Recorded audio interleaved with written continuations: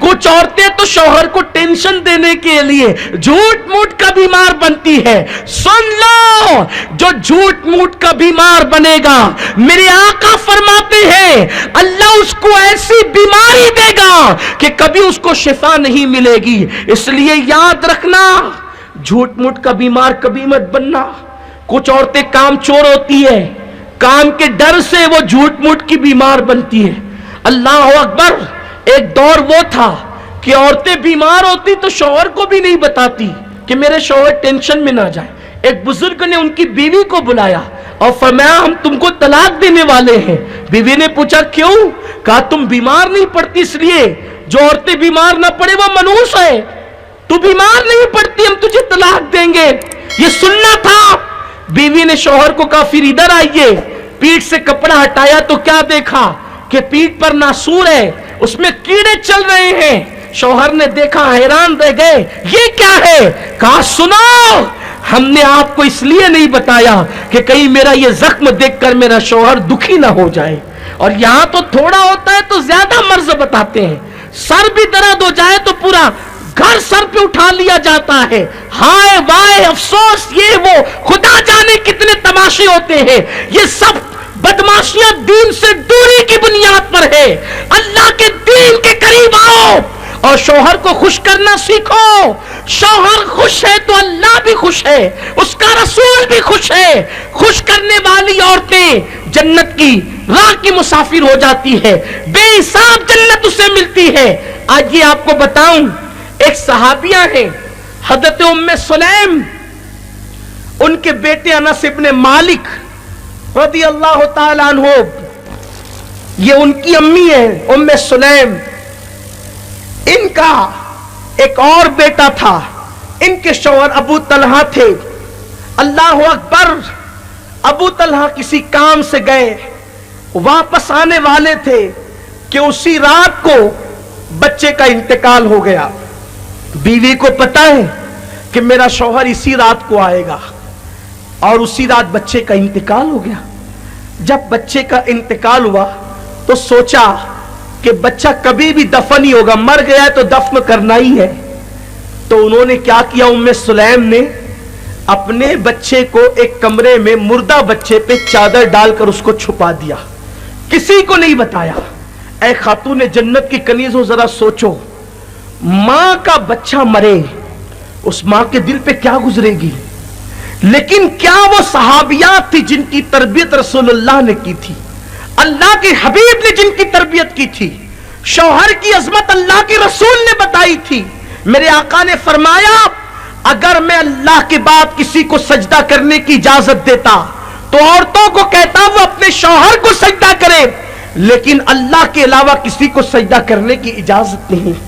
अल्लाह के हबीब सल्लल्लाहु अलैहि वसल्लम फरमाते हैं अगर किसी शौहर के जिस्म में फोड़े निकल आए और औरत उसको हाथ से नहीं, कपास से नहीं, कपड़े से नहीं, बल्कि मेरे आका फरमाते औरत जबान से चाट चाट कर साफ करे तो भी वो अपने शौहर का हक अदा नहीं कर सकती। शौहर वो है, शौहर को खुश करने से जन्नत मिलती है।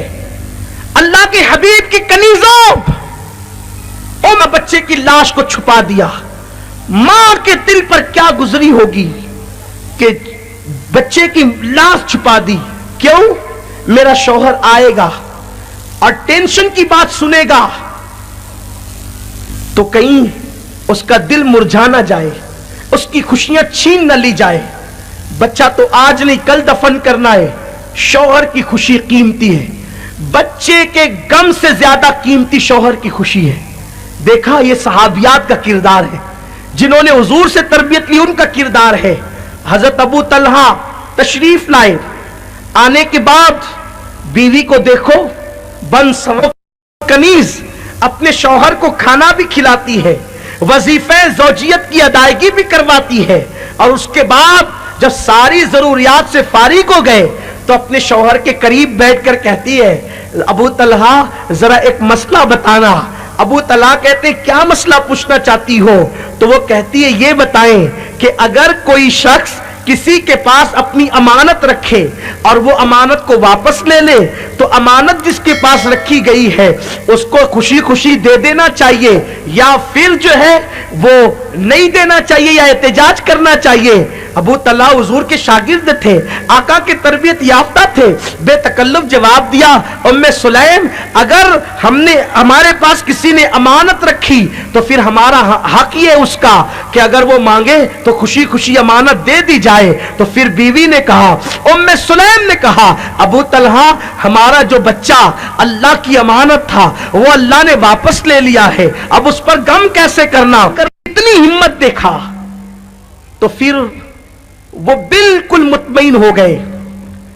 اور اللہ اکبر، جب رات کا یہ قصہ فجر کی نماز میں حضرت ابو طلحہ رضی اللہ تعالیٰ عنہ مسجد نبوی شریف میں پہنچے اور عرض کیا، یا رسول اللہ میری خوشی کے لیے یعنی شوہر کی خوشی کے لیے ام سلیم میری بیوی نے اتنی بڑی قربانی دی ہے، یا رسول اللہ اس نے اتنی بڑی قربانی دی۔